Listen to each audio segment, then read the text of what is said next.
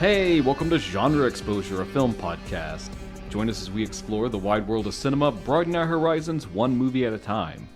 I'm one of your hosts, Dustin, and as usual, I am here with my good pal, Jason. Hey, everybody, what's going on? What is up, my dude?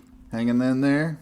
Been watching some movies. Been, dealing with work stuff and summer and projects and all that bull crap, which is why we're posting late. It's been a hot minute. Yeah. About a month since you've heard from us. It sucks, but it is what it is. We hope somehow you've gotten through without our sweet dulcet tones in your ears. I'm sure you made it, and I'm sure the anticipation is high, because today we are talking about The House on the Edge of the Park from 1980. Yeah. Directed by the one, the only, Ruggero Deodato, who we very much love and have talked about at some expense greatly in the past. It's kind of a love-hate relationship, really. Yeah. And that will continue with this film, I believe. We're like abused spouses. We just keep coming back, despite the atrocities he has committed. If you tuned in last time, you know this is a first-time watch for me. I was always too afraid to rent it because I thought the VHS cover was kind of creepy. It's a great cover. And then later on in life, I learned it was very much inspired by The Last House on the Left, which is something we'll talk about. Also not a movie that I super love, so I was always kind of like, Yeah. I don't need to see this one. But now I do, and I have, and we're going to talk about it. Nice. But first, we're going to talk about everything that we've been watching, all that good stuff. You should know, as you usually do if you tune in, though, that we are part of the Prescribed Films Podcast Network, and we love it. And there's all kinds of these other cool shows that are also discussing film and even other things, toy collecting, other types of media, all that good stuff you can get into. If you've got some kind of nerdy hobby, there's probably a show on the network about it. Wait, did you say nerdy or dirty? Nerdy. What about a dirty, nerdy hobby? I mean, that's our Pinku episode, so. Okay, all right. And maybe this movie. I don't know. We'll discuss that too. Anyways, when we have those moments where we do have to miss and delay, there's other cool shows on our network. You should give them a watch, give them a try, give them a check out. Yeah. Find you some cool stuff to listen to. Some of them are pretty damn good. I like them. Yeah, I like them. But we need to back up a bunch. So, since the last time we actually recorded, you and I went to Origins. We did. Origins Game Fair. Nothing really film related. It's a big nerdy convention for tabletop gaming, board games, card games, role-playing games, which is what we care about. Yeah. This is our second year going. It was super fun. Yeah, great time. Had a great time. Played some awesome games. It's probably my favorite convention because it's crowded but not too crowded. There's a good attendance, but it's not insane. You can still maneuver and pause and breathe when you're in the dealer's hall. Right. Not actually talk to people. Feel like you're suffocating and shit. You can go up to a booth and have a chat with somebody. But importantly, a tradition that we started last year is that each night in the hotel we fire up Tubi and find us some weird shit to watch. So I know we have a lot of films to talk about because it's been so long. I'm going to cut some and save them for future episodes. But first, for sure, I thought we need to talk about the two movies we watched while we were there. Our Origins films, yes. So our first one, and maybe I should go back up even a little bit and say how we got on this. When we were talking about doing Tubi, so last year it was easy because it was Shark Week. Yeah. And we were like, we should just do shark movies. Yep. That's easy. Italian shark flicks. This time it's a little different. That wasn't going on. We didn't have that impetus. And I started telling you about a YouTube video I had watched. This guy who does mostly film horror related content, and he does a series about weird movies on streaming that are obscure or niche or hard to find, and he just kind of highlights those and says why he likes them or why you should maybe want to check it out. And I had watched this very episode. Yes, because it's one of my favorite channels. It's the Cobweb channel, hosted by Daniel, and he's really good. If you don't watch his channel, check it out. It's really good. Yep. We know famously I'm not huge on YouTubers. I have only started watching his channel and actually quite like it a lot because he's very to the point. He has good information, good evaluations of the films and discussions of them. And he has a real love for the older movies too. He loves Hammer films. And it really comes across in all his videos and stuff, which is awesome. So he's super cool. I'll put a link in the show notes. Go check him out. Give him some love. But I had curated a tiny list of the ones he named on Tubi. And again, you had seen that same episode, so we kind of compared notes. And we were like, okay, let's just do a few of these. And we started where anyone really should start, which is in 1979 with director Sergio Martino. And we watched The Island of the Fishermen. A.K.A. Screamers. Yes, Screamers. Yeah, this was a complicated movie because you seem to like it more than me. Yeah, it's fucking bonkers. It starts off promising because you get this group of people on this mysterious island and they're after something. And so Cameron Mitchell is there. It's atmospheric. They got the fog rolling. Yeah. It looks like they're shooting at like Carlsbad Cavern or something. It's like a very cheesy looking cave area.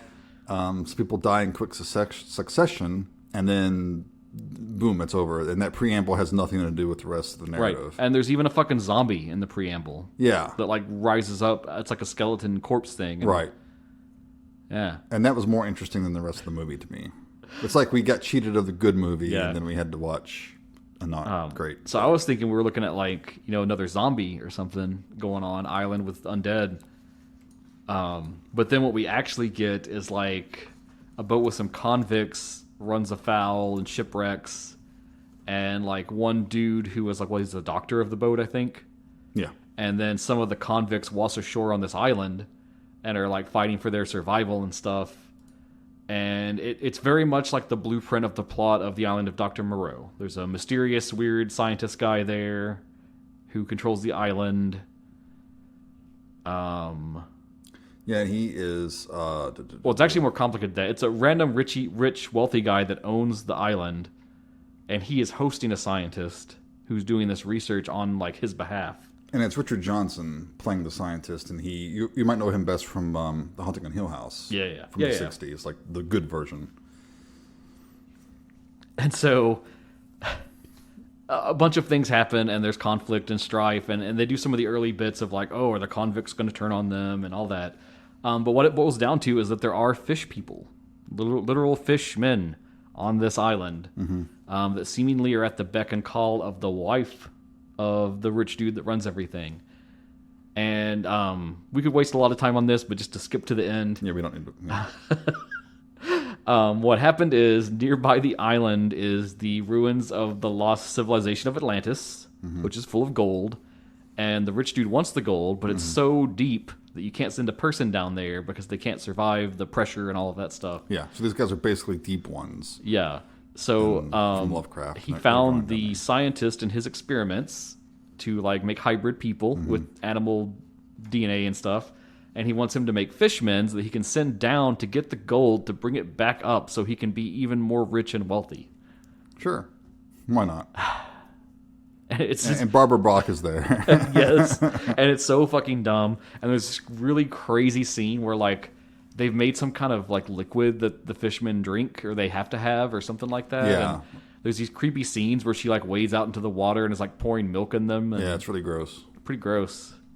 And then it goes all the ways that you think a Dr. Moreau story goes, where it gets all out of hand and the fishmen start attacking people and the dude tries to escape. And and that preamble at the beginning, that was shot at a later time and put into the movie. So that's why it's so disconnected. It has nothing to do with... And there's never any more zombies. There's a mention at one point where they say that the island is supposed to be haunted and the dead rise.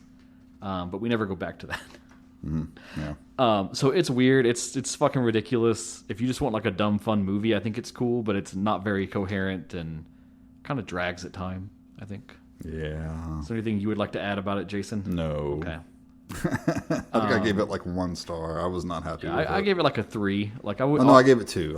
I would watch it again. The 1-star movie was the next one. Yeah.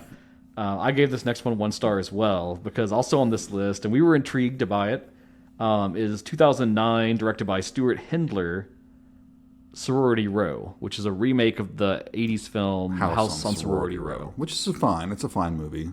Very simple. It's the classic like teen slasher premise. It's basically, I Know What You Did Last Summer, but like 20 years before that came out. Mm-hmm. And unfortunately, this one's coming after I Know What You Did Last Summer, so it's super influenced and inspired by that. Right. To its detriment. Yes. It's gone full circle.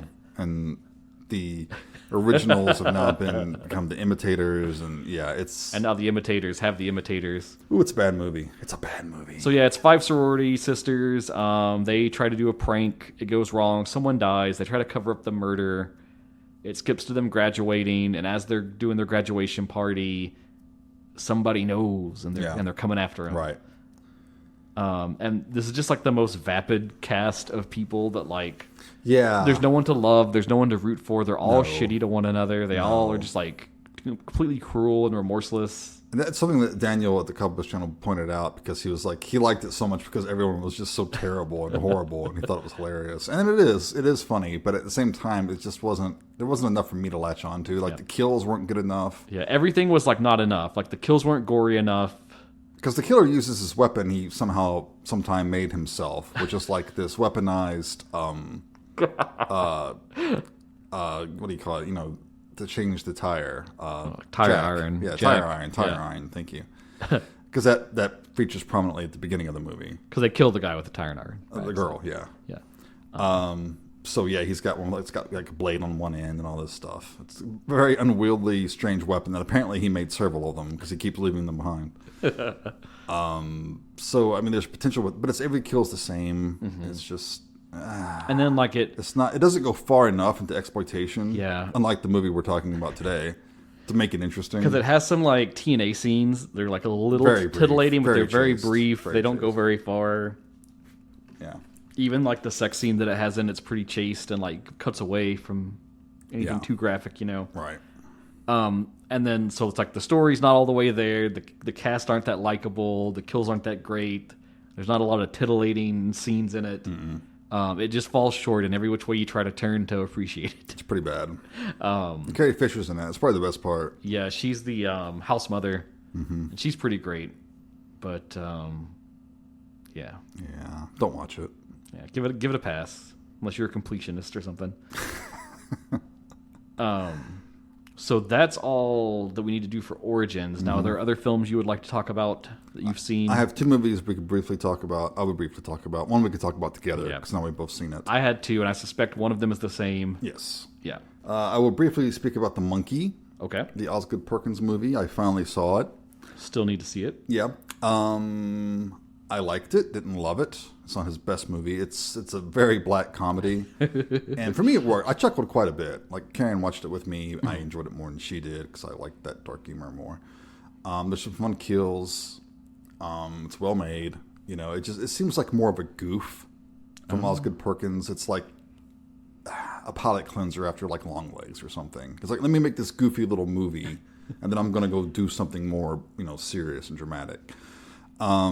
Does it stick the landing though at the end? I think so. Okay. Yeah, and he shows up as a bit character, Uncle Chip,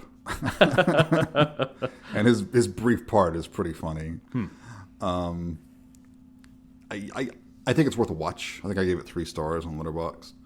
Sure. Definitely check it out. It hasn't got much in common with the Stephen King short story it's based on, other than the fact that there's this monkey that kills people.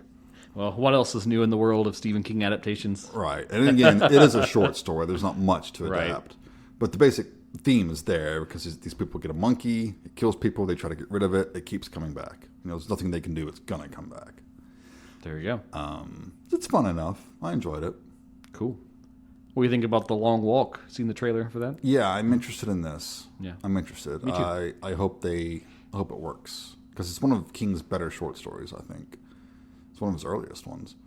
And it's a really cool, intriguing premise that I think might have some reverberations in our current political climate. So we shall see. We shall see. Okay. And then what's your other The other big one was Superman. Okay. Went to go see the new Superman. Which I've also seen, so I'll let you speak. Yes. Then I'll kick in.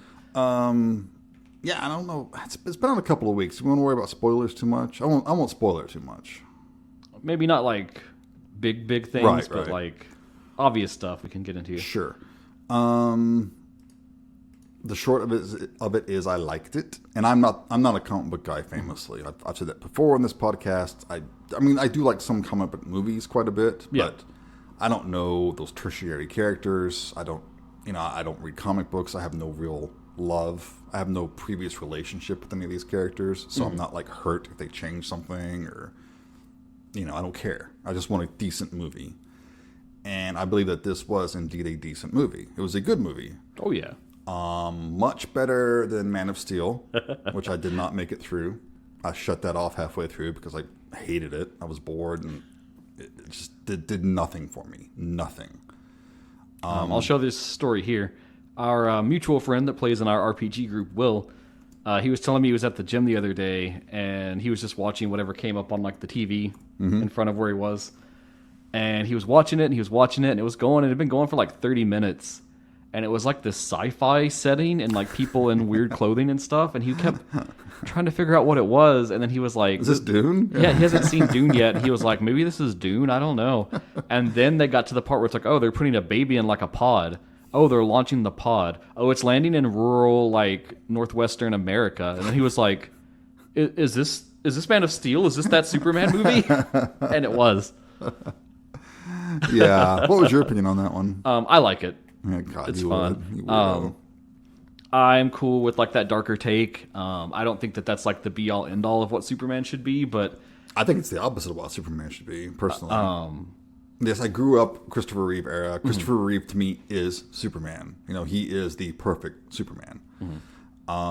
David Cornsweet comes pretty fucking close. He's very good in this. He's very good, yes. So I like Man of Steel. I really have no beefs with it as its own thing, its own setting, its own universe.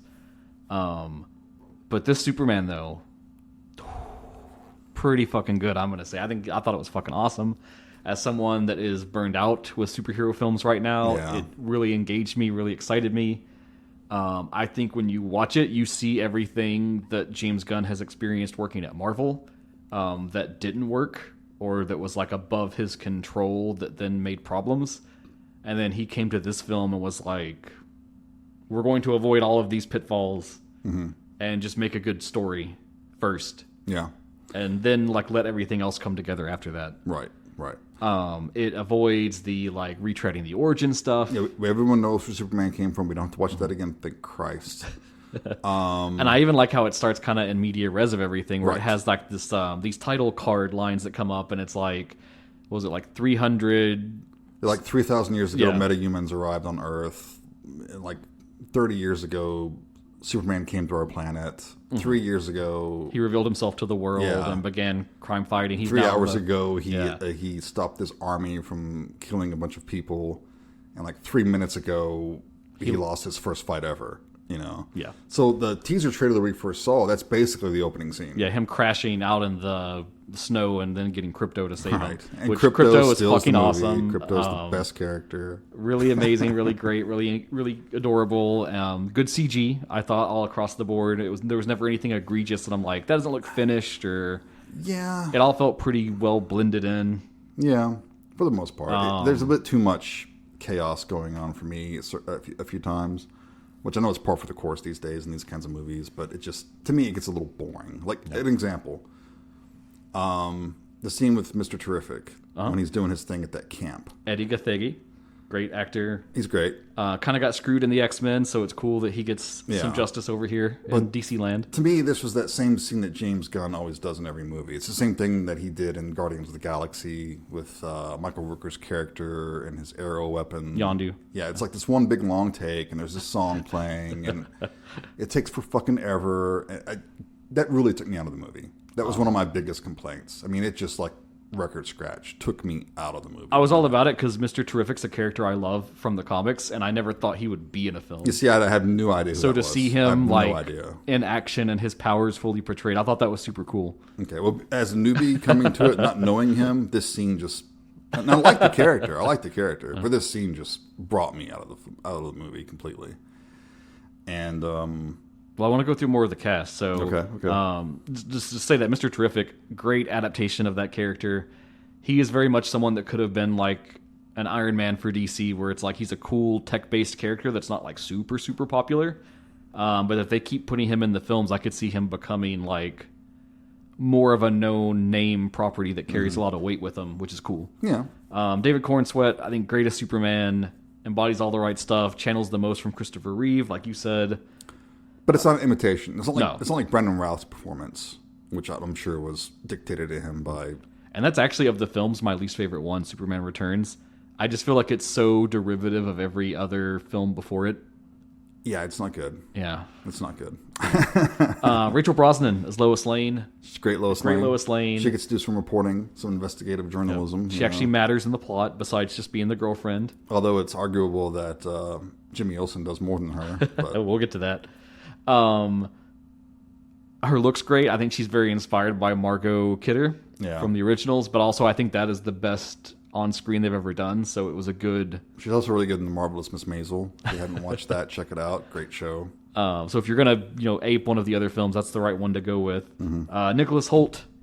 I'm just gonna go ahead and say it: the best on screen Lex Luthor. Period. Yes. He's got the look. He's got the mannerisms. He's got the action. Yes. But the most important thing is he's got the hate. And you really believe it, and you really feel it. Yeah. And you can tell it's coming from this negative place of insecurity, but that he will never acknowledge that. Right. And it's fucking epic. Yeah, because Superman's the reason he lost his hair, right? Everyone knows this. And surely they'll bring him back. It would be great to see him actually get the war suit at some point, which is a big thing in the comics where he makes like a tech suit to be able to fight on par with Superman. Oh, is that what the, remember the old Super Powers action line, I think it was, by Kenner back in the day? They really didn't collect the toys. No. Okay, yeah. Well, he was like in this big green that's suit it. thing. Yeah, so, okay, they call it the war suit. Okay. Yeah, super awesome.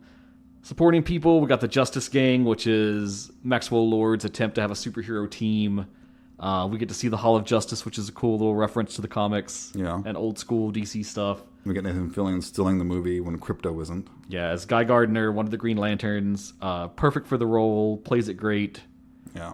And then the third member of their little team, Hawkgirl, played by Isabella Merced. Hasn't she just blown up? I mean, I first took note of her in Alien Romulus, but she's in some stuff before that. Notably, she was the live-action Dora the Explorer, which is hilarious. She's in The Last of Us Season 2. Yep. She was one of the teen characters in Madam Web, and I think she was a great pick for that character. One of the Spider Girls, Anya Corzone. Just on appearance, like she embodied the character well. I've still not watched Madam Web. Okay, good. Probably never will. No, I don't think you should. She was fine. I think she got the least amount of screen time and the least to do, but she's a good actress. So I would like to see more of her. A lot of talk about the like hawk screaming thing that she does. I thought it was cool. I mean, she's Hawkgirl, right? Hawkgirl and Hawkman are some weird DC characters to me because they have a lot of like lore, and every version they kind of change it a little bit. Yeah, I mean, I have no idea about their backstory. So I think it's fine for her to be the most backgrounded person in this among the superheroes, and then they can maybe save whatever her actual plot's going to be for another time.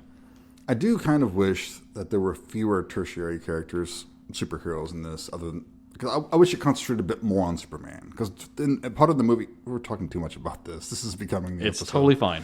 It needs to happen. He kind of disappears from his own movie, and that bugged me too. Maybe. I thought they were well balanced. I thought that they were there enough to support, but not overshadow.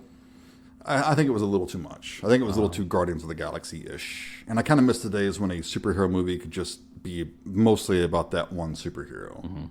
Because I think Corn Sweat's interpretation, I want to see more of that in his own movie, you know. And hopefully we will, because this is done great in theaters. There's some more characters. We're not going to go through every single one. I just want to hit the major people. Metamorpho's fucking awesome.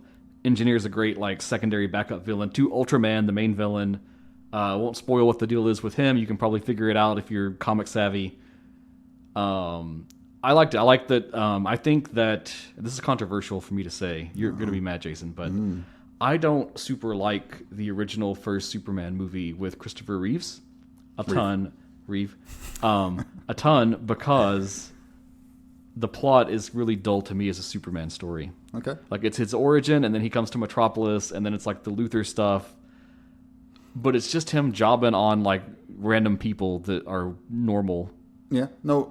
And like it's a flawed film. He's never challenged. He's never really threatened that much. Yeah, it's a flawed film.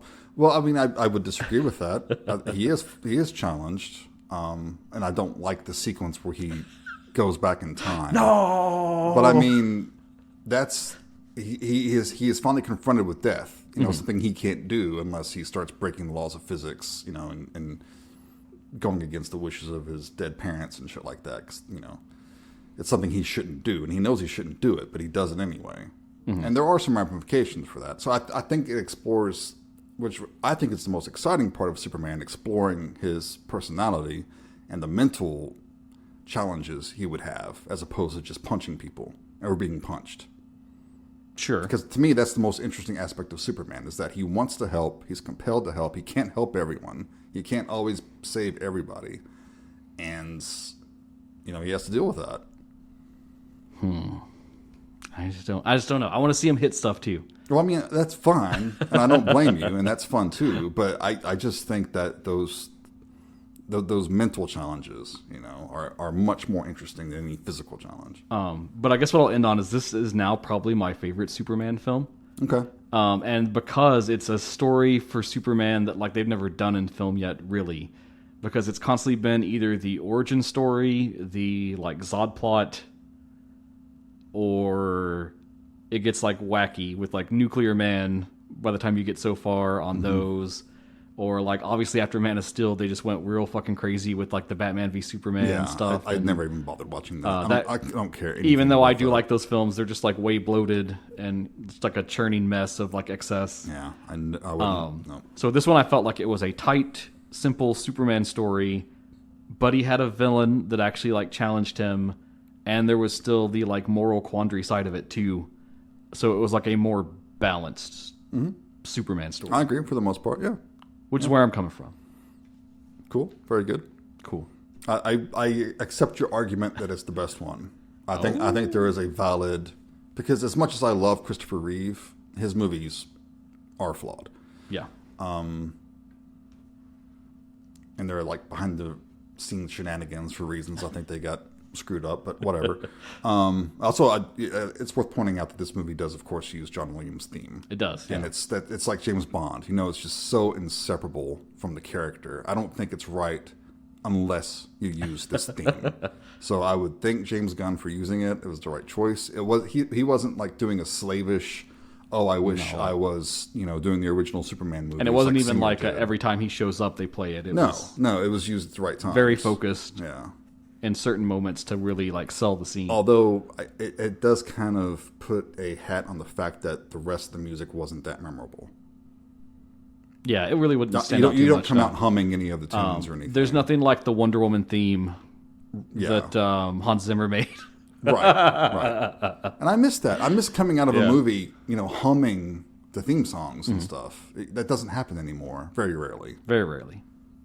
So anyway. That's my. But hey, this is totally off topic, but the Tron Ares trailer, new Nine Inch Nails song, woo! Yeah, I haven't watched the trailer yet, dude. I didn't watch the other Tron movie. And I haven't seen the original since I was a kid. Just go listen to the new Nine Inch Nails song, man. Oh, okay. It's fucking dope. All right. Will do. I need less Jared Leto and more Nine Inch Nails scores in the world. So any other movies you wish to There's one more I have to talk about because I can't let it get beyond too much farther. Okay. And that is yesterday I rushed out to the theaters to go see Eddington, the new film by Ari Aster. One of my favorite directors of all time, running currently so far. He's been, 3 for 3, so now he's 4 for 4. This film is not going to do well. It's already trending poorly. I don't think it's going to get its budget back, which is scary because Beau is Afraid also didn't do well and was a loss. Maybe he should have said yes to that comic book movie offer. Yeah, that was a funny thing that recently came out in the news is that apparently they offered him to do Morbius at Sony, and he passed politely, and someone else got stuck with that mess. But aren't you intrigued to see what he would have done with Morbius? I think he could do a good comic book movie, but I don't know that Morbius is the right property for him. Like we've bemoaned before, I'm tired of these cool indie directors being scooped up by these big companies that just turn out the same shit anyway. So I'm glad he said no. But now I'm scared because I'm like, at what point does A24 be like, nah, we can't give you any more money, Mr. Aster? Well, maybe lower budget's a good thing, Maybe, yeah. Make them hungry again. Yeah. But this film, oh my God, this film. So you probably heard it called like a black comedy western. I've heard it called woke. A lot of people are calling it woke. A lot of people are calling it centrist garbage. Which we're calling Superman woke, which is like, what? Yeah, which by the way, if you're not watching Superman because you think it's woke now, I hate to tell you, but he's always been an illegal immigrant. Yeah, he's always been an illegal alien. Literally, an illegal alien written by two Jewish men. During Nazi persecution, so fuck off. You can't walk that back. That's even in Man of Steel, and he makes the same choices there where he says, no matter what, I want to be a good person and try to do good things. Right. That also involves snapping the neck of General Zod, but We'll worry about that later. Well, fuck that movie anyway. Okay, please continue. Anyway, so what this movie is, it's hard to talk about. I don't want to give away too many spoilers. Well, yeah, no, just general brushstrokes. It's set in 2020 in America in a small New Mexico town called Eddington. Now, was something going on in 2020? Yes, it's about this small town and how it's impacted by the events of the day, which is notably the COVID-19 pandemic and lockdown. Okay, yeah. And then some other events that also happened in that year, like the death of George Floyd, and then the rise of the Black Lives Matter movement, and Antifa, and all of that stuff, and then the subsequent riots that happened. All right. And all of this is centered on two characters. Ted Garcia, the mayor of Eddington, played by the one and only Pedro Pascal. Man, he's great. Who is just fucking everywhere right now. He's so good. In a week, he will be on the big screen again for Fantastic Four. It's almost enough to make me go see it. Almost. I'm gonna wait a week and see what the first reviews are like, because I'm shaky with them. They keep trying with this movie, man. Yeah. Third time's a charm. And he is a very beloved mayor of the city, but he's very liberal. He's very forward-thinking. He's embraced all the masking mandates and tried to enforce those as much as he can. I like him already. And he's just a man of the people. And then he is opposed by our main character, Joe Cross, played by, coming back for another round with Astor, Joaquin Phoenix. And Joe Cross is more of your conservative, right-wing kind of, let's keep our hands out of things. Let's just let business go on as usual. Let's not try to change things too much. Let's just be nice to people and whatever. I'm the sheriff. I'm trying to keep the peace. And this kind of powder keg explosion happens right at the start of the film, where there's a dude who's coming into a grocery store to try to pick up some stuff. He's an older man, very sick, not doing well. And he's not wearing his mask. And it becomes one of those arguments that, I mean, you've probably seen it online. You probably have heard about it. Maybe you've seen it firsthand, where they're like, hey, don't come in. You don't have your mask on. We don't want you in the store. And then he's like, I have like very bad asthma. I can't handle the mask. And it becomes that whole nut that we're not going to get into here on the podcast, because that's craziness. Let's get into it. That would need to be its own show. And so Joe kind of steps in because he's like, hey, I get the point. I understand what's going on, but we can't treat him like shit over this. There needs to be like a different way. And the Pedro Pascal's character kind of checks him on it, and he's like, no, this is what needs to be done. This is how we're doing it. If you don't want to get on board, you're the problem. Yeah. So they draw that line immediately.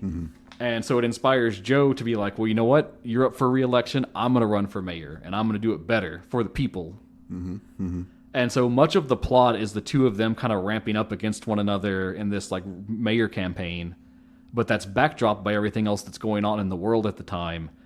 And it starts to spiral the fuck out of control in the way that only Ari Aster can make a film do. There's some other tertiary characters, like Ted's got a son who's a teenager and his best friend. And so they start getting involved, and like there's some other teens in the town that want to start up their own like BLM movement. And they're really only interested in doing it because there's like this hot chick they both want to hook up with. Valid reason. So you kind of through them get this subplot of like people getting into stuff like that just to like chase girls and things like that, and then how they kind of get lost in the sauce. Sure. And that's where I think a lot of people have an issue with the film, is like it really doesn't pick a side. It literally kind of points at all sides and is like, this was dumb, this was also dumb, right? And that was dumb. Yeah, everyone's fucking dumb. And underneath it all, and not to spoil it too much, there's this undercurrent of there's this big corporation, and they want to build like a huge data center out there near the town. And they've been trying to push it through for years, and they can't do it. And they're starting to make progress with Ted to support it. But in trying to oppose him, Joe makes it a mandate to be like, oh, we don't want the data center here. It's going to take away jobs. It's going to ruin the environment, all this other stuff. Pollution. And so there becomes this worry that like, oh, depending on who wins the election, that could affect the data center. And so like the people from that company literally start to like manipulate events in the town through social media, through other things. That sounds far-fetched. I don't think corporations would actually do that. And it goes to a very fucking dark place where like by the end, no one comes out good for it. Most of the people end up being terrible people. And the only thing that really happens is that big business wins in the end. Oh, of course. So, I think it's very smart, very prescient. So it's just like real life. You just need to kind of open yourself up to watch it and experience the story. If at any point, like, they say something politically that you don't agree with and you want to walk out, we actually had some people walk out in the theater when we were like in the middle of the movie. Oh wow, awesome! Because they were kind of just like F this and got up and left. Love it. That's the thing. Like it pays no kindness to anyone. And whenever there's a walkout in the theater, I immediately get interested in it. Yeah. They're like, this must be doing something right. If it's making you think and challenging you, oh, wow, okay. So I loved it because it was really interesting, the story, the execution, and it was very challenging as a film. It even, like, it was hard to watch because it took me back to 2020 and how I felt then, and, like, kind of watching friends on every line of the political spectrum all kind of going crazy at the same time, and, like, yeah. Yeah, it was wild. But answer me this. Yeah. Are there any tweens with severe allergies beheaded in this movie? Well, don't answer that if there's anything remotely like that. There's some teen death. Oh, okay. There's no decapitations with allergies. All right. Yeah. Put it on your radar, especially if you've seen any of his prior films and you liked it. You'll dig what he's doing. I do intend to go see it in the theater at some point, maybe next weekend. And it's really stuck with me. That's most of the weekend has just been me pondering it. And cool. Yeah. I need to watch Poe Was Afraid. I still haven't. Oh God, so good. But that's enough about what we've been watching. Let's talk about The House. Oh wait, we haven't even really started the podcast yet. Oh my God. Of the Park.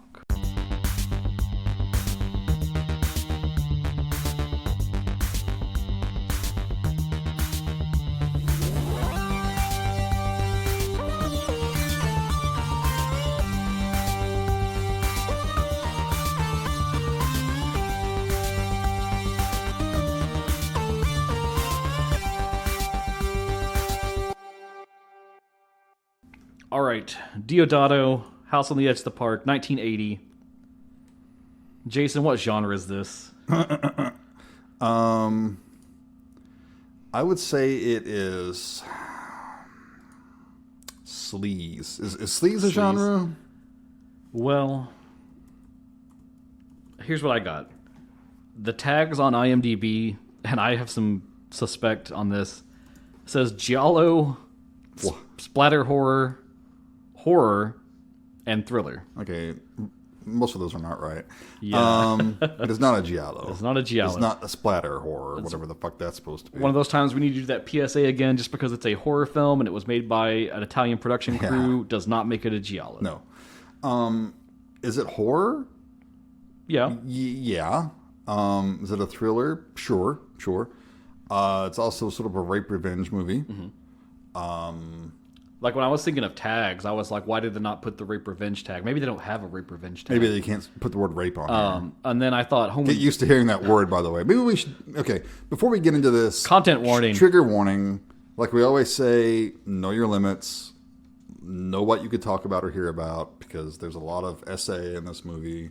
And I would file this under extreme exploitation horror category.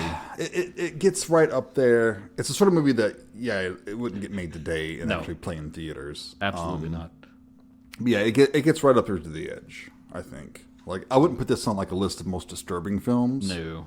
But there is a reason this was on the video nasties in England. Yeah. And then I thought home invasion as a tag. Like, home invasion. Flies. Sure. Wikipedia keeps it simple, and this is maybe the best way to go. They say it is an Italian exploitation horror film. There you go. That's the best way. This is exploitation. Yep. And if you're not really familiar with that subgenre, oh boy, we've talked about a lot of exploitation movies. But basically, there are movies that have a low budget, so they rely on crassness, titillation, lowest common denominator shit to get asses in the theater. Yep. And they always make money. Which is the sad truth.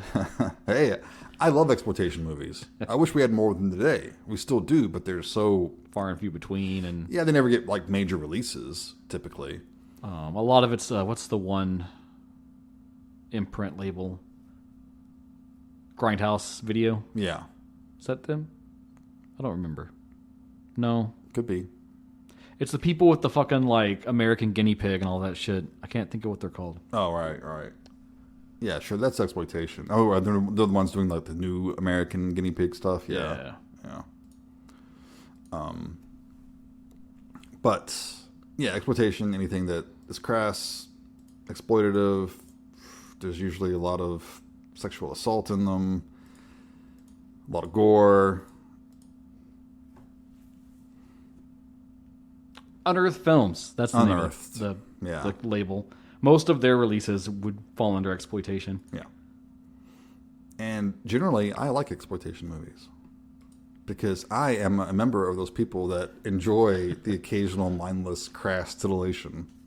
Sure, that's okay. I guess. Send help.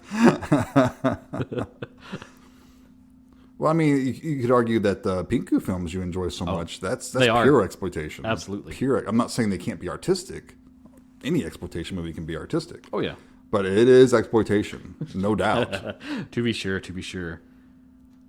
So a little background on this. It had a super low budget. They shot it in only 3 weeks. They did it right after Deodato had finished working on Cannibal Holocaust. Yep, they were in post. Yep. The exteriors were shot on location in New York City in a day. And then the interiors were completed at a studio in Rome. See, according to David Hess in an interview, he said that nothing was shot in New York. Like every interior was in Italy. They only did those quick exterior shots of New York. So. And then I want to lay a little background. This was from an interview with Deodato where he was talking about his work on the film. And people want to know, like, when you sat down with the script and you read it the first time, what did you think? And he said, and I quote, "I thought it was too violent. I make violent films, but softer ones. But this film was full of violence, and they made me uncomfortable. When I met David Hess, I thought that with my direction I could make him do anything. But when I first read the script, I really thought it was quite disturbing." Mm-hmm. Which I think is hilarious. Because he just finished Cannibal Holocaust. Did he not shoot any of that? Was he not around for any of that? Well, unless he was just like coked out of his mind or something. Yeah, I don't understand that at all. Because this, as exploitive and violent as this can be, it does not hold a candle to Cannibal Holocaust. Way more exploitive, way more violent. And then the New York location shots in a day, it made me think a lot of Fulci's New York Ripper. Right. Because it has all the like exterior shots where they just drove around and filmed shit. Mm-hmm. But then you can tell when they're like in the police precinct or somewhere else, they're clearly not in New York anymore. It's just some Italian set somewhere. Yeah. And then let's see, some other background just to orient us. The impetus for the film was Wes Craven's The Last House on the Left from 1972, because that had been such a huge success. Also with David Hess. That had plenty of imitation films that kind of copy that. The whatever house on or in or around the whatever. You can like Mad Lib your own movie that way. Uh-huh. And yeah, they picked David Hess because he was in Last House on the Left and had done so well at the role there. He's very good at playing this kind of a character. Yeah, it's like kind of scumbaggy, just got complete sleazeball type of character. But some interesting things. Apparently David Hess rewrote much of his dialogue because when he read it, it didn't feel like natural to the character. Yeah. So he said he would take the idea of what they had written for him to say, but then like frame it the way he thought that character would say it instead. Yeah. I think that comes across in the movie because his performance does seem pretty genuine. Yeah. I mean, I think he's a good actor. I don't think he gets credit for that. Half the time it feels like they just set up the scene around him and then he is just doing his reacting thing. to it. And then we'll get into it when we go into the plot, but he's joined by his friend Ricky in the story, which is played by Giovanni Lombardo Radice. Yes, great actor. A.K.A. John Morgan. But originally, Ricky was going to be played by Michele Soavi, the director and sometimes actor of much fame that we quite beloved here. I could see that. Yeah. I don't think he would have been as good as Radice, but I could definitely see that. But this was...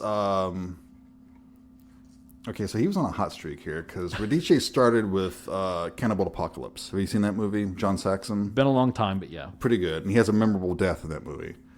And then he was in City of the Living Dead. Great film. A.K.A. Great Gates of Dead. film. Gates of Hell. Great movie. He has a memorable death in that, too. Yep. Then he did House on the Edge of the Park. I don't know. He's good in this. He is good in this. His death scene isn't quite as... It's more sad than... memorable. Yeah, we'll get to that though. But then he does Cannibal Ferox, a.k.a. Make Them Die Slowly, where he has one of the most incredible death scenes. Have you seen Cannibal Ferox? No. So in this movie, it's pretty much a retelling of Cannibal Holocaust, more or less. But not only does he get his dick chopped off, he survives that, but then later gets his head sliced open so they can eat his fresh brains. Nice. Mm-hmm. Love it. Yeah, it's good stuff. I watched that movie in high school with some friends in the living room of my then girlfriend's grandmother. Wow. While she and the grandmother and her friend were like in the kitchen adjacent to us, chain smoking. What are they watching? That was memorable. Nice. So let's start. We start with Alex, our main character, played by David Hess. Sleazeback extraordinaire. Yeah, driving around. He's driving around. New York City, of course. Yep. And there's like this soft lullaby like song playing too. It's weird. Mm-hmm. Incongruent with what we're about to see. Mm-hmm. So he's driving, but he keeps looking and honking at this cute blonde driving next to him. Yeah. Right? Young woman. Her name's Susan, but that don't matter. Doesn't matter. But she's ignoring him, whatever. But he cuts her off in his car, and then jumps into her car and promptly sexually assaults her. We do get some dialogue between them. He's not a stranger to her. We find out that they were both at a club dancing. He says, "Don't you remember me from the discotheque?" Yeah. But she's clearly, not really into it. She's not into it. And he proceeds to assault her. Yes. And then kill her. And kills her. He chokes her. And takes her locket as a little trophy. Yeah, it's like a red necklace thing. And then we time jump. Yep. An unspecified amount of time. Some time passes, and he's working at this parking garage. I don't know if he lives there. It looks like he's got this little apartment. So it's like a garage you take a car to get fixed, but it's like underground. Yeah. Which is weird. So it looks like a parking garage. So he's getting ready for the night, right? Yeah. Him and his buddy Ricky. Ricky shows up. He's changed into his dancing duds. Yeah, looking all sharp. Like an extra for Grease or something. Yeah, he's pretty good. And you get the immediate sense that Ricky maybe isn't all up there upstairs, But immediately what we learn, though, is that Alex has a very close relationship with Ricky. They're very good buddies. Mm-hmm. Almost like Alex kind of has this feeling like he has to look out for him. Yeah. Kind of take up for Ricky. Yeah. In that same interview I saw with David Hess, he said that it is quite possible, and he had this in his mind during the performance, that he and Ricky had also a physical relationship. Oh, see, I put that in my notes because it was a thing that a lot of people have suggested in like reviews and later readings of the film. Mm-hmm. And I wanted to talk about that. Yeah, okay. But we'll save it for later because I think when we get to Ricky's demise is where we should really talk about it. Right. Agreed. Put a pin in that for now. Yeah. So Ricky's like telling Alex that a cop was snooping around, right? Because of a stolen Lincoln. Mm-hmm. And Alex kind of tells him that, I know about this, and I was talking very loudly around this cop at the local bar about how I had threatened this man's family who was coming for me, and so we won't have any more trouble from that cop. So we know that Alex is a vicious rapist murderer, and he's also manipulative and kind of smart. But Ricky just thinks he's the coolest. Yeah, Ricky thinks he's the coolest, and Alex is putting on his John Travolta outfit. He's got the vest and everything, the big lapels. Got the huge pop collar. Yeah, they're gonna go boogie. He even busts a little move there too. He does like the disco. Yeah. But then we get this couple driving around New York, looking around at the stock footage. The yuppies, they're well off. They're in like a what are they in? They're in the Cadillac, I think. Yeah. It's Tom, played by Christian Borromeo, and Lisa, played by Annie Bell. Did you recognize Tom from anything else? He had a very familiar look. Let me look. He's from Tenebrae and Murder Rock. Tenebrae. Yeah. He was he was younger. I don't know if a kid's the right word, because he did Tenebrae after this. But he was the one that saw the murder but didn't quite understand. Ooh, okay. Yeah. Okay. Yeah, and also Murder Rock. Yeah. He made me think, more so because of his weird wooden acting in this, of like the I forget what they're called, but it's the right wing people in the Purge that support the Purge. Oh, okay. Like the young Republicans or whatever. Sure, yeah. I get that. Yeah, he kind of gave me that vibe the whole time. I get that. But they pull into this garage, and he gets out. Tom gets out and says, "Hey, the car's making a weird noise. You think you could fix it?" And Alex is like, "Hey, I didn't hear any weird noise. It sounds fine to me." But then Tom starts flashing some cash. He offers him 20 first and then 40 to fix it. But Alex is like, "No, man, we got to go out and boogie. I don't have time for this. We're closed." But Ricky's like, "Hey, let me take a look at it. I'm good with cars." And Alex decides, okay, fine, we'll hang around because Lisa gets out of the car. He's like, "Oh, hello, Lisa. Yeah. How you doing?" And she's pretty foxy.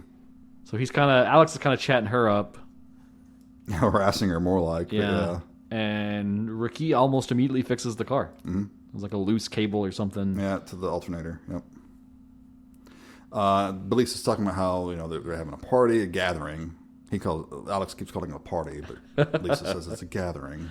A few people at a house. But Alex pretty much just invites himself to the little gathering. And Tom is very affable and doesn't mind that these strange men have invited themselves to go to their gathering. He's like, "Sure, let's go. Hop in the car." And this is the first part where this whole film falls apart for me because I was like, nobody's just going to let this happen. I would counter that with the fact that Alex's ego is so large and he thinks he's so attractive to this Lisa chick, and maybe the Tom guy too, for that matter, that they're like, "Okay, yeah, let's go." Also, it was the late 70s. It was right at that cusp, and people were crazy then, man. I don't buy it, man. I was just like, obviously, immediately, this is like a setup. I think it's supposed to raise some raise some hairs on the back of your neck. Like, hey, this isn't right. Something's kind of weird here. Why would they agree to this so quickly? Something's up. But I can see Alex, definitely Ricky, wouldn't really, okay, great. But Alex, I think his ego is so big. He thinks his charisma is so strong that how could these people, resist his charms and not invite him to their party? Maybe. I don't know. It's just, it was so incredulous, and it was like... But before they leave, Alex jumps into his little apartment, and he's going through a couple of knives and decides on the straight razor. Yeah. That he pockets. Straight razor's the right one for tonight. Yes, decide on a straight razor move tonight. But they get to the place, and it's like a gated house, real fancy. Fancy villa. Mm-hmm. That's also on the edge of a park. It is on the edge of a park. Hence the title. And we see this huge, intense turntable this woman's operating. I mean, I don't know what this thing is. It looks like a console on the fucking Enterprise or something. But yes. But we meet the rest of the party guests, which includes Gloria, played by Lorraine DeSalle. And I guess it's supposed to be her significant other, Howard, played by Gabriel Di Guilio. Mr. Unibrow, yes. Yep. He's not been in much else, but man, he had such a He's got an intense look. He's got a strong face. Yeah. Yeah. He'd make a good villain or a thug in something else. For sure. And then kind of the one who's hosting the party, Glenda, played by Marie-Claude Joseph. Yeah. And she has this really striking look. She's black and she's bald and she's just... she looks pretty cool. Very, trendily dressed. Yeah. She made me think of, the models you see in a lot of the, Gialli, where it's, based in the fashion world, right. That kind of stuff, like the Red Queen and things like that. And apparently she was a model. Oh, well, that tracks. This is her only film appearance. I say that's too pretty bad. Wild. Because I liked her in this. I thought she did a good job. And now, let me just go ahead and say all the female actresses in this movie, brave performances. Yes. Especially what they have to go through eventually. Yes. They're very ballsy. Uh-huh. So they get to the party, and everyone else is like, "Oh, who did you bring here? Who are these people? Who are these guys?" Yeah. But, they're introducing themselves and start to get some drinks, and Ricky decides to show them how good he dances. Yeah. He's like, "Hey, put some music on." Yeah.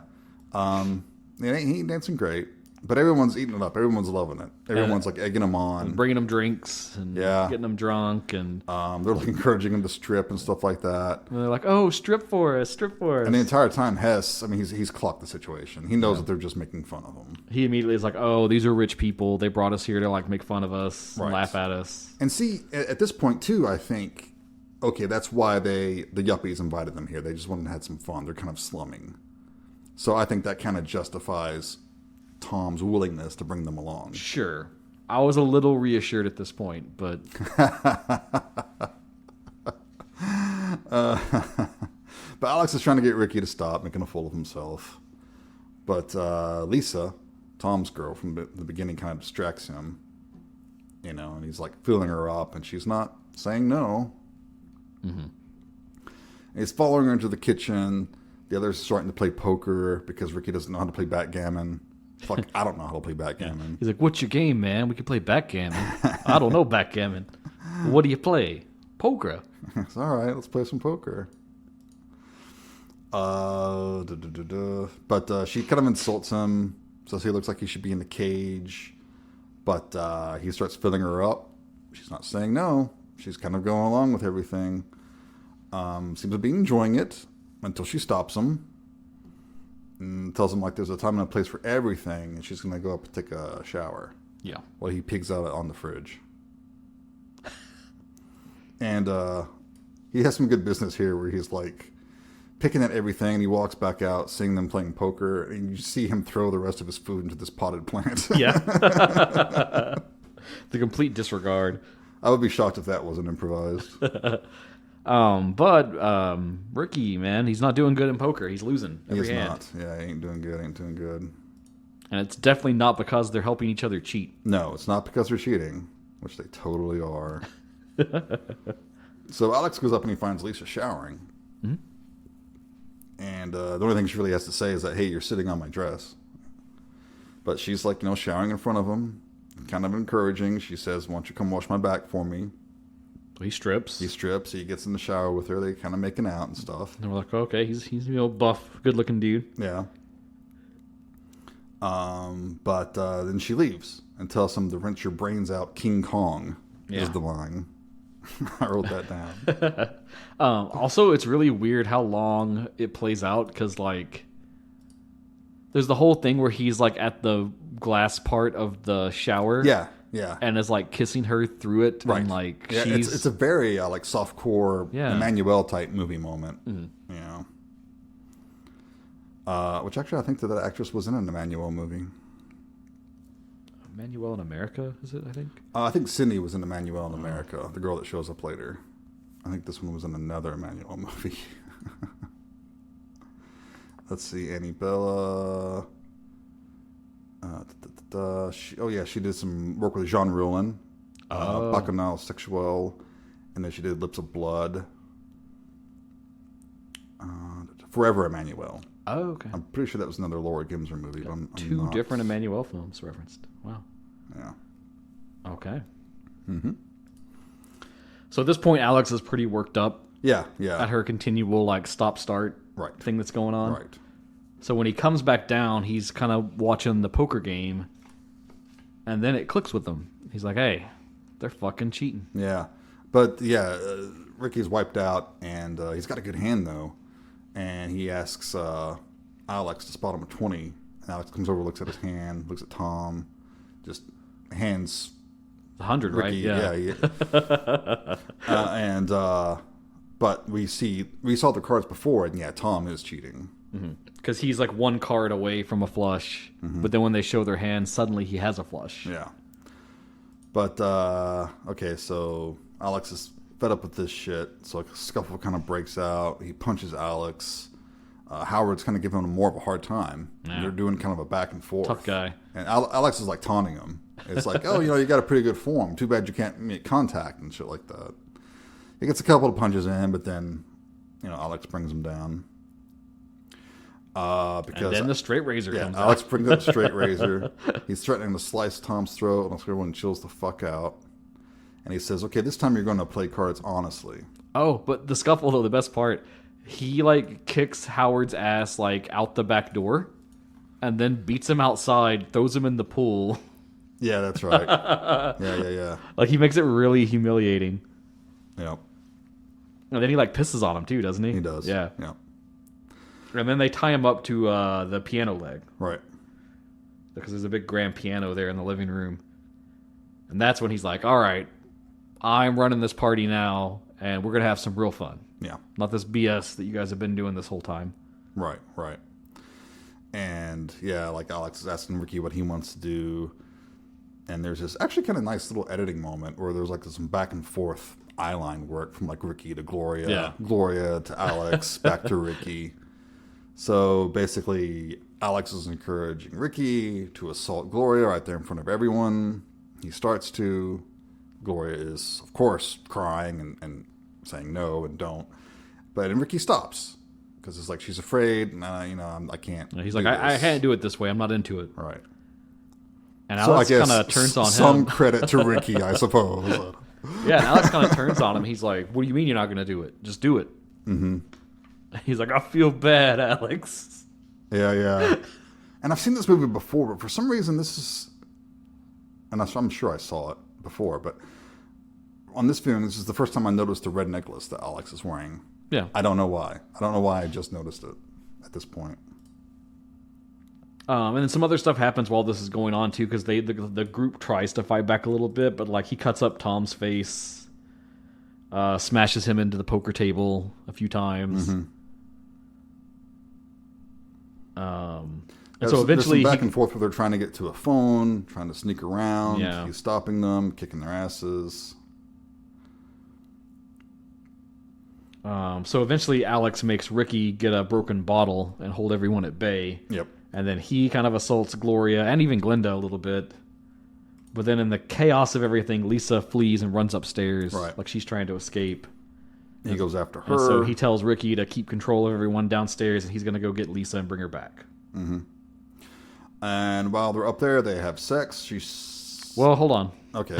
Right. Let's walk through this. Yeah, maybe not in graphic detail, but she's going to go out the window. He corners her. Right. Throws her on the bed. Yeah. He assaults her. No question there. He assaults her. In the summary of the plot that we have here before us, it says he proceeds to rape her. Mm-hmm. Now, does this scene... Do we even talk about this? I don't know. No, sure, let's do it. The way the scene is filmed, it is more like a sensual moment of two people making love. Right, and that's the question. Is she actually enjoying it and going along with it, or is she just like trying to trick him and lull him into a false sense of security so she can make a move or something and not get choked out, And the problem is it raises that question and then never answers it. I think it does, to a degree. I don't know. I think my interpretation is that Lisa is kind of getting off on the manipulation. Maybe not the actual sex and stuff like that, but I think she's getting off on the manipulation. Because what we find out later is that... I think these characters are too simple to make that kind of assumption. I don't know. Maybe I am filling in blanks myself. I don't know. But just from her performance and all the ways that she kind of leads him on, like she enjoys manipulating him. Maybe. I think this is part of it. And maybe a part of her actually does like it. Mm-hmm. Well, there's a punchline to all of this at the end of the film that we'll get to, so... Okay. Maybe just hold that in the back of your mind right now. So they go back... Oh, and this is the scene that David Hess also says was them actually having real sex. Yes, he alleges in interviews that they actually just had sex. Unless there's like missing footage, I ain't fucking buying it. Because none of this looks like legit sex to me. No, it looks like how you do fake sex. And I definitely know what real sex looks like, Dustin. Oh, I never doubted you, man. But yeah, I don't buy it. I don't buy it, David. I don't know what you're talking about, man. So they go back downstairs, and Alex is like forcing Lisa and Glenn to make out. More torment. Then an unexpected guest arrives. A friend named Cindy shows up. Yeah, the cute teen from next door. Emphasis on teen. Brigitte Petronio. Yeah. And she was in Emmanuel in America.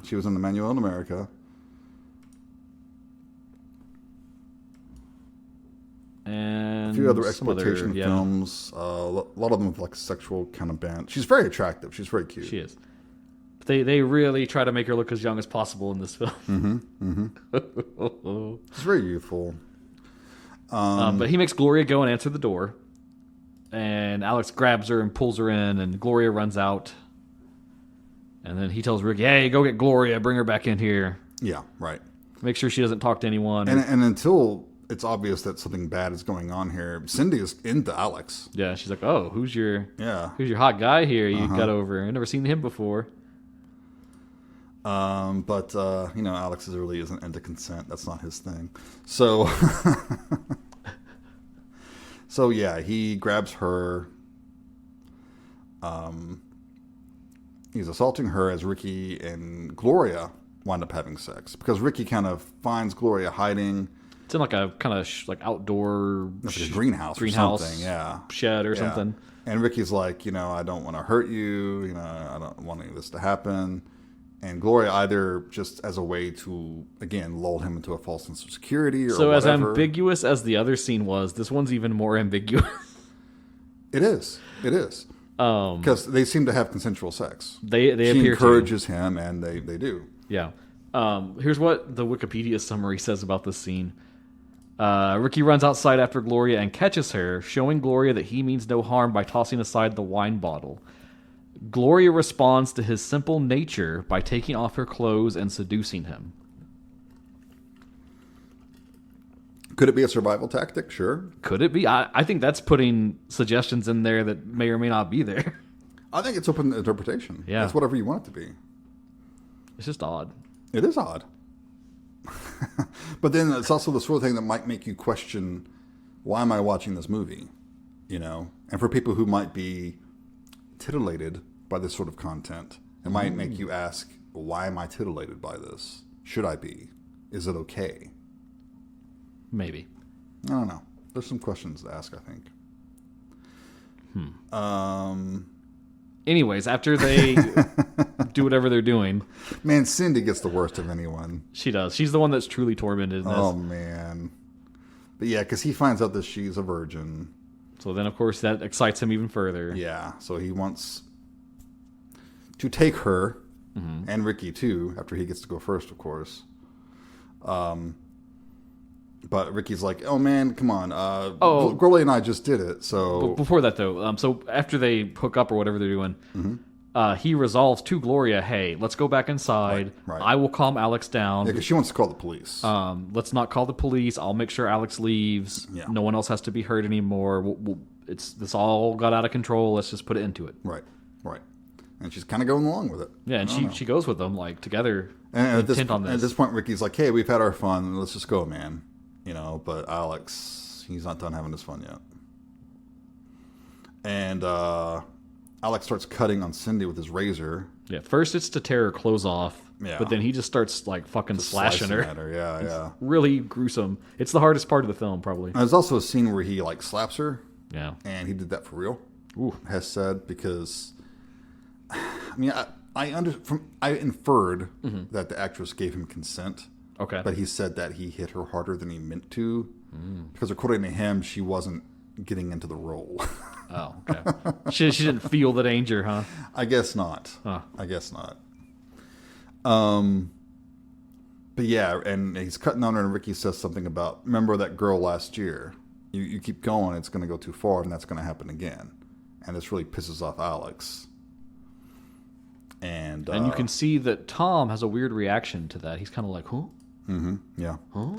So Alex and Ricky are kind of scuffling, and Alex just fucking slashes him with the razor. Yep, right up the stomach. Yeah, right up the stomach. And Ricky's like bleeding badly and crying and kind of, struggling getting away. And surprisingly, we see Alex kind of give up on Cindy and go to Ricky's side and like actually kind of cradle him. Yeah.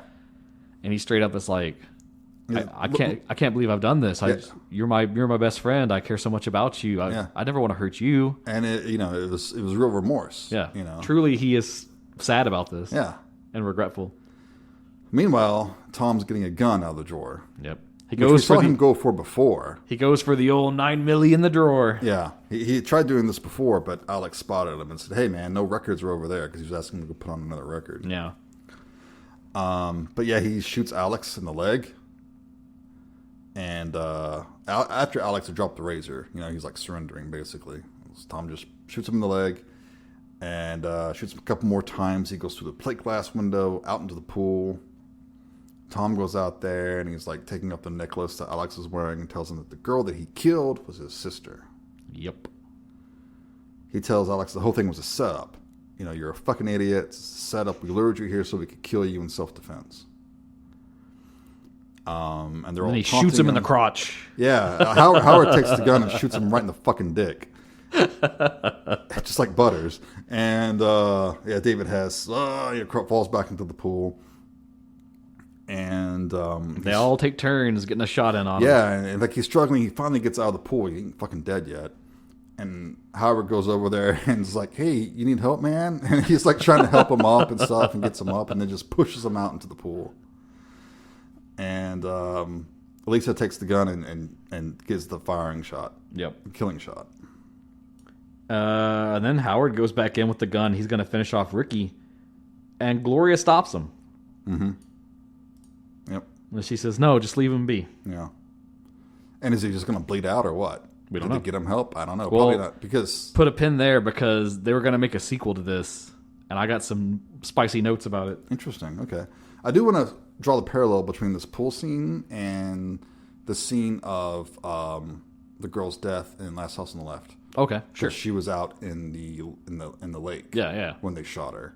So it reminded me a lot of Last House on the Left. Definitely supposed to give you those echoes, I think. Yeah. So we've got and there's some wrap up here. Yeah, Glenda's looking after Cindy, making sure she's okay. They've called an ambulance to come to get her, to treat her. Yeah. And as everyone's kind of getting calming down and securing the situation, Tom and Lisa kind of walk off into the study, and they're having this conversation.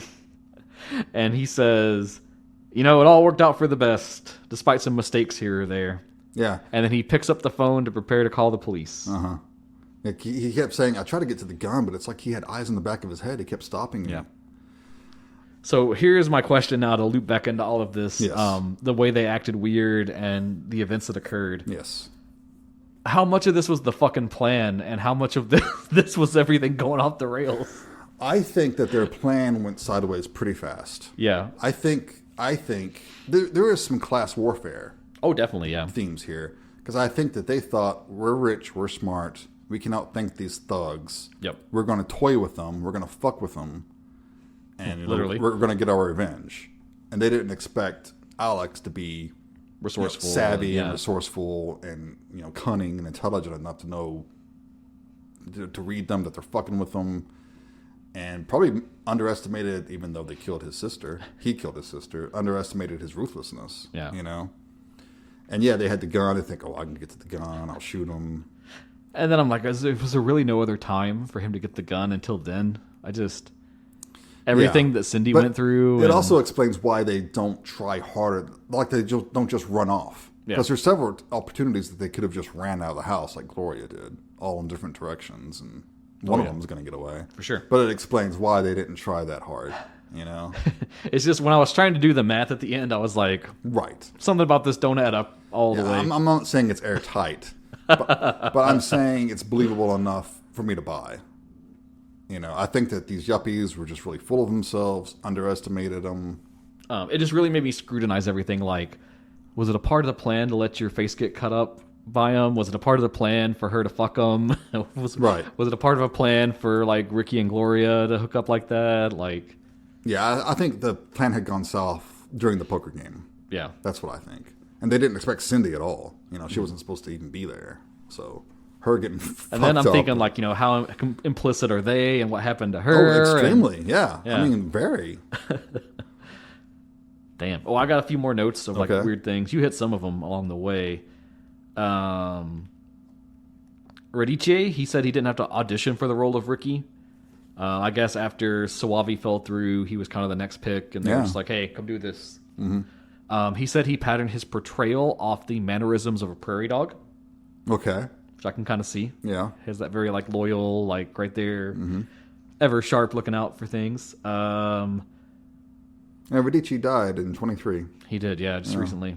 Sad. In his autobiography, Radice spoke of Marie, that played Gloria, said she wasn't a real actress, but the owner of a hotel in Martinique that Deodato had met when shooting there on location.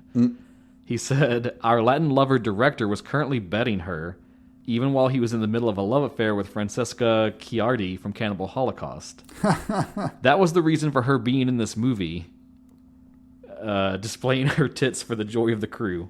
Wow. Now, he wrote that in his book. That's not me saying that. But Right. Wow. No, I thought she was pretty good, though. I mean, voices are dubbed, so it's hard to tell that. But yeah. But no, she has like a really cool look as like a Yeah. character. And her performance is good. I think she would have had a good career in like these kind of horror films. She did fine. She did better than most of the actresses in these movies. For you sure. know? Let's see. The initial victim of Alex, who sets everything into motion. Right. She's actually played by David Hess's wife. Yeah. Under a fake name. Yep. Which is hilarious. No, I think they were married until the end. No. Until Hess died in 2011. I mean, Yeah. he's playing a character, so Right.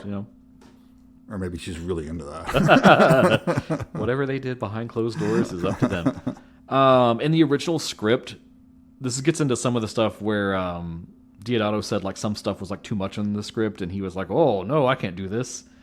One of those things that troubled him was during the torture of Cindy.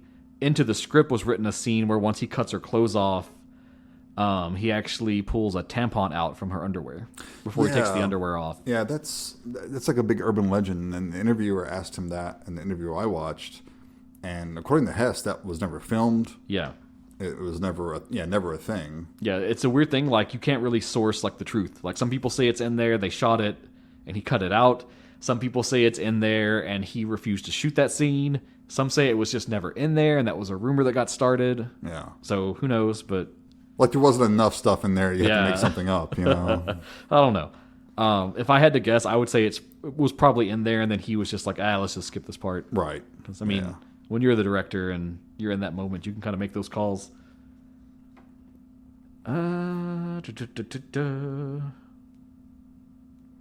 And also, Hess does not consider this a remake of Last House on the Left, which some people say it is. This is not a remake. No. And he says Alex and Krug are like similar, but beyond that, there's no real comparison. Because I think in Last House on the Left, it's very straightforward. Like, here's these terrible people. They brutalize this woman. Her family members trick them to get revenge. Right. Like, full stop. Yeah. And then this one has all the weird shit of, like, what you were talking about, the class warfare. Yeah. And how much or what is the plan or wasn't the plan. Aside from being a rape revenge film, there's really not that much in common. Yeah, it's pretty loose connections. Let's see. Radice had some more to say on his sex scenes, particularly his one with Gloria. He said, in the script it was black on white that I had to tear off her panties. What was to be seen was left to the director's choice. And Deodato wanted to see pussy.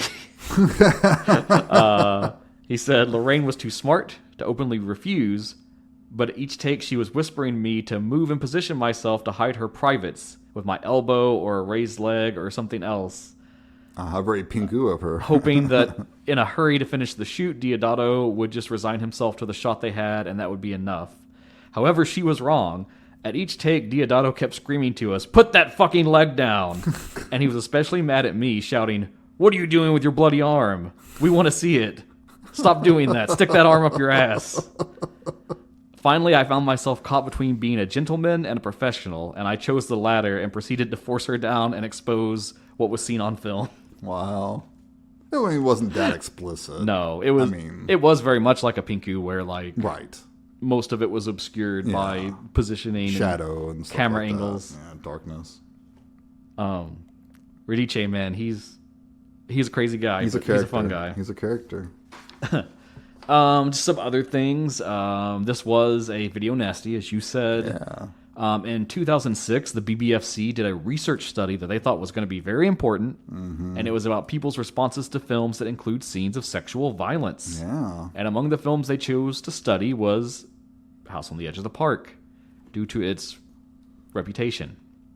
Now, I could find like the listing of that research, but I could never get like a copy to read for myself. Right. Every search I did, it ended up getting into like the wanted to do like a college campus, like the fucking like JSTOR, pull the article off the web and divert it to your library shit. Right. So I don't know what they concluded. I'm going to assume because it's the BBFC that they said that it's terrible, right, and corrupts people. Well, they probably didn't actually get the real results they wanted, so they're going to say whatever they want. Yeah. But I just thought that was interesting. And speaking of the BBFC, it was refused a UK cinema certificate in 1981, and then became a video nasty. In 2002, they approved it to video release after cutting 11 minutes and 43 seconds. 11 minutes. Which is mostly the assault scenes and some of the slashing on Cindy, and the opening murder, and the shots of Tony's head getting slammed into the table. Jesus. Eviscerate the movie, why don't you? And then in 2023, they re-examined it and passed it, but only so long as it has an 18 certificate on any release. Well, I mean, they should have an 18th certificate anyway, so... Yep. Okay, fine. This was widely released in America over here. The first DVD release was actually through Media Blasters, which is an anime company. Mm-hmm. They had a sub-label called Shriek Show, which was devoted to getting, like, niche or obscure horror films. They put it out on DVD uncut in 2002. With some lots of good extras and interviews, some of which had the information we pulled today. Yep. That's the version I have. Oh, cool. No Nice. DVD, yeah. Which actually still looks pretty good, even on a 4K player TV. Yeah. It got that first DVD release in the UK in 2011 by Shameless Screen Entertainment. The first Blu-ray was in 2016 from Code Red, which was that short-lived, like, really niche label. And then it got a more proper restoration on Blu-ray by Severin Films that came out in 2022 with a 4K transfer and all that nice extra stuff. Mm. So if this sounds interesting to you, it is out there on 4K. It is. You can pick it up. You can watch it. And that Severin release also includes a documentary called Deodato Holocaust, which is just about his career. Yeah, I wouldn't mind watching that. Which I would love to check out. Yeah. But then here we go. Here's the juicy stuff. Uh-huh. Okay, Jason. So...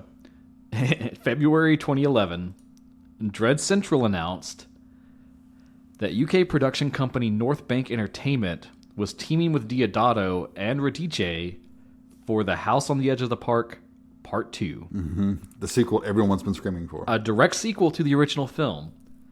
The screenplay was written by British filmmaker Andrew Jones, adapted from a story invented by Deodato and Radice. Ooh. It was going to be produced by Ian Gray and Andrew Jones for North Bank. Deodato was on hand to direct, and Radice would be returning to reprise his role as Ricky. So that would answer our question that he did survive at the end. Seemingly he is intended to survive and was going to be the main character of this part 2. So maybe he went to prison for a while or something, you know? We don't know. There's no other details on the internet that I can find. I assume the film's not happening because Deodato has passed. Right. Radice has passed. Radice has passed. I don't know if they even filmed anything on it or... I mean, it's probably just going to be a lost thing now. Right. I want to read that script so fucking bad. Yeah. I don't know if it's out there. If it is, if you will write in and let us know. Link me to it. That's great. What would it be? Yeah, I like to see that. Is he going to get revenge on the yuppies, or... I kind of hope he joined them. Is it about him, like, trying to navigate his life post-Alex? Right. And maybe he has, like, a phantom of him, like, influencing him to want to do bad, and he's trying to be good, and... Could be. I mean, there's lots of things. Is he with Gloria now? He could be, he did go to prison, and he just comes out and he wants revenge, you know? Yeah. So. Or even like a Psycho 2, like he's out and he's trying to be good. And, right. They're fucking with him again. Yeah. Man, who fucking knows? Yeah. Who knows? But wow. Who knows? Yeah. That's The House on the Edge of the Park. So what'd you think? Of course, I've seen this movie before. I hadn't rewatched it in probably, a decade or something. I don't know. I mean, it's not one you go to routinely. Sure. But I like it. I like sleazy exploitation, you know. I enjoy it for what it is. I don't take this shit too seriously. I don't think you really can or should. I think if you do, it's just more about you than it does the movie. Okay. Or most audiences that watch it. That's my opinion. I think it's fairly well made. I mean, it doesn't have the unique flair of like Cannibal Holocaust with the whole found footage thing and all that. Yeah. It's more of a, sort of a routine rote, let's get this thing shot. But also you notice there's also kind of an absence of music throughout the whole thing. Yeah. So that does give it sort of an almost Last House on the Left, sort of almost cinema verite sort of Has that feel. gritty documentary feel to it. Plus that 70s grime is just all over this movie. I love Hess's performance. Dude's crazy. Powerful. He's so crazy. I love Radice. He's really good in it. I actually like everyone in it. I don't think there's a weak performance. No, which is surprising because this is the kind of film you would expect. Yeah. Really limp, like throwaway characters, and I even think this is. I could see this being remade. It wouldn't be as exploitative as it is here, of course. But I think a remake of this would work pretty well. maybe focus a little more on the behind parts that we don't see and can only speculate. Yeah. That would be cool. Yeah. It's sleazy. Is it titillating? I don't know. Maybe some people like it. I don't know. And that's okay. Okay. If you like it for that. What do you think about the Alex and Ricky stuff? Like, do you think there's any relationship there, or Beyond just a mental, emotional one? Mm-hmm. I don't know, because that's what I was thinking too, especially at the end. The whole time they're pretty physical with each other, And I mean, it was the 70s. hey, man, yeah. But yeah, having a good time. I think there maybe was more there. I don't know, and it's one of those things I'm always reticent to jump on that if there's no text in the field to make it happen, because as cool as it could be as a plot element, I also think sometimes why can't people just be very close platonic friends with someone of the same gender, and it doesn't have to suggest anything more. Right. And sometimes when we push for that, it erases the space for sure other things. Does it add anything to it if they have a physical relationship? But they love each other regardless. Yeah, I don't think it changes the story, I guess is my point. Either way, it doesn't change any of the things that happens in the film. Right. So it's cool to think about, and if you dig on that perspective of the film, you can go back and read other stuff that way. But just because they're physical doesn't mean that they have a relationship like that. I'm reminded of a writer who went to speak at one of my classes in college, and he was in Vietnam. Oh. And he said that they thought a lot of the Vietnamese men were gay because they were walking around holding hands. And he said that's just a cultural thing. They're just friends, and that's just what they do. Yeah, sure. There you go. Cool. I liked the film. I thought it was really cool. I thought it was really odd. I wasn't ready for the tone and the direction of it.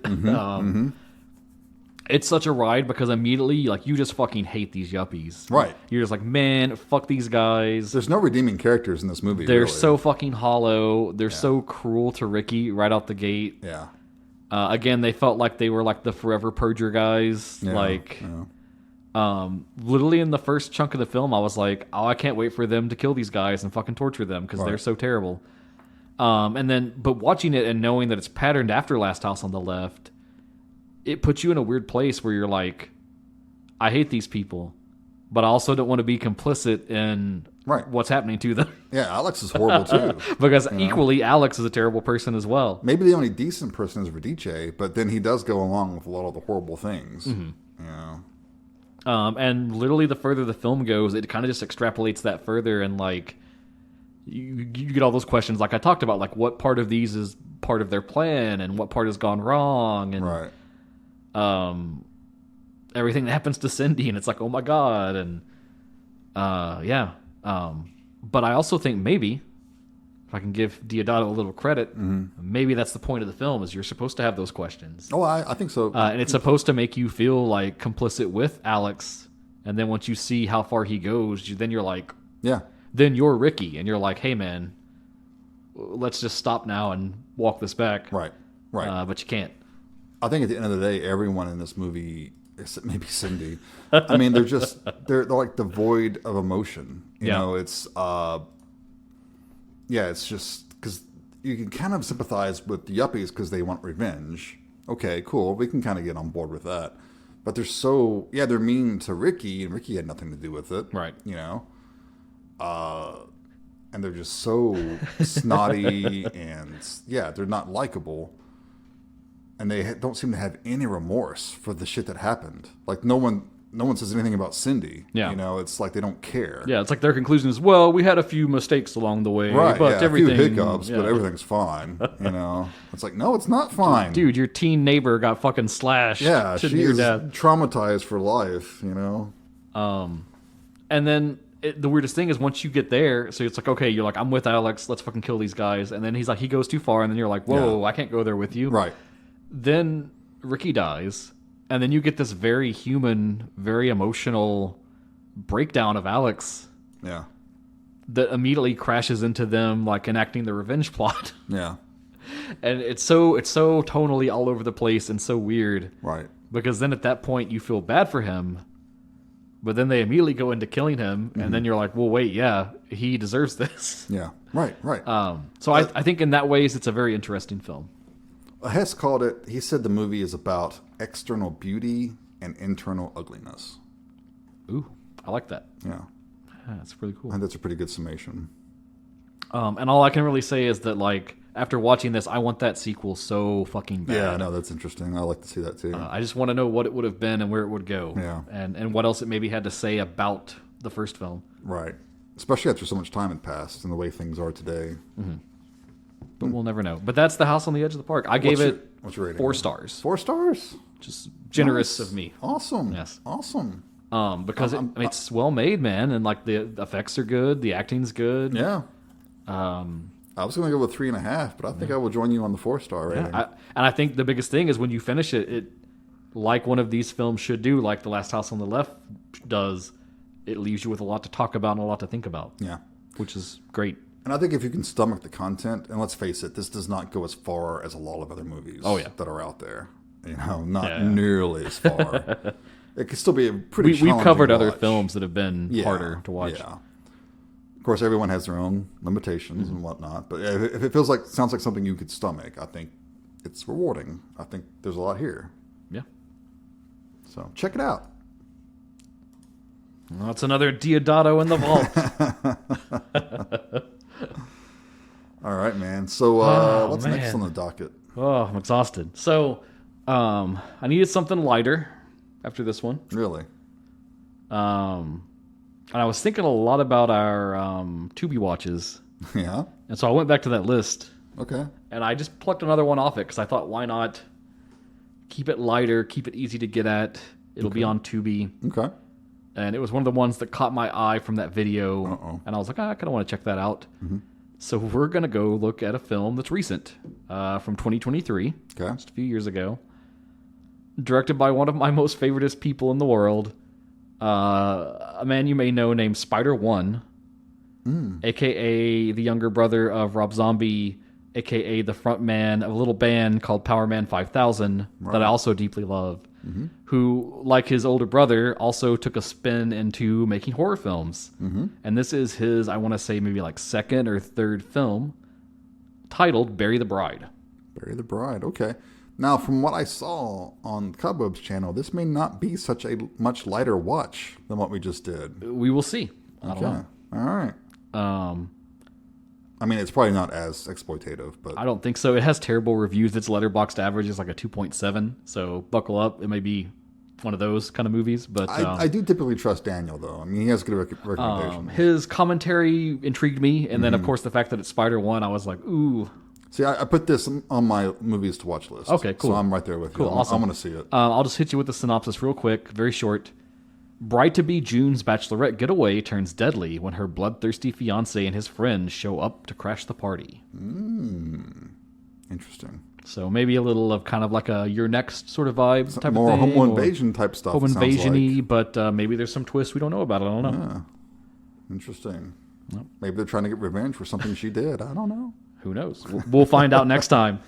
Nice. Can't wait. So it's on Tubi. You can get at it if you want to watch it first. Otherwise, wait for us to see what we think and see if you need to spoil it for you. Watch list it or not. But let us know what you've been watching. Let us know what you've been checking out.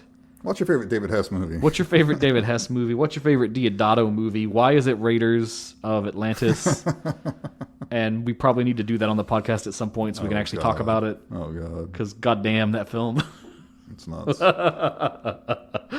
But you can hit us up on Facebook, on Twitter, on Instagram, email us at genreexposure@gmail.com. Send us movie recommendations. We'll still pull from those from time to time as it fits in and works well. If you've seen any of these recent big movie releases that have come out, your Supermans or your Eddington, we got Fantastic Four next week. Let us know what you're thinking on those, especially Fantastic Four, because I don't even know if I'm going to go to the theater for it. If it's theater worthy, then let us know, because I need to know. Is it set in the 60s? Because that helps me a little bit, but still. Yes, but no. Yeah, it's set in another universe that's separate from the main continuity. Oh God! Because they're doing the whole incursion Secret War thing. That's comic book shit I just don't like. So it's their own universe where they've been heroes from the start, and I assume the end of it will involve them coming to the main Marvel universe for the Secret War stuff. Okay, whatever. Because apparently he's going to lead the Avengers in those. Which, I mean, Reed Richards has in the past, to be fair, but we'll see. We'll see what happens. All right. Yeah, let us know what y'all think, because I ain't going to the theater either. All that being said, you have been listening to Genre Exposure. Bye, everyone. Take care.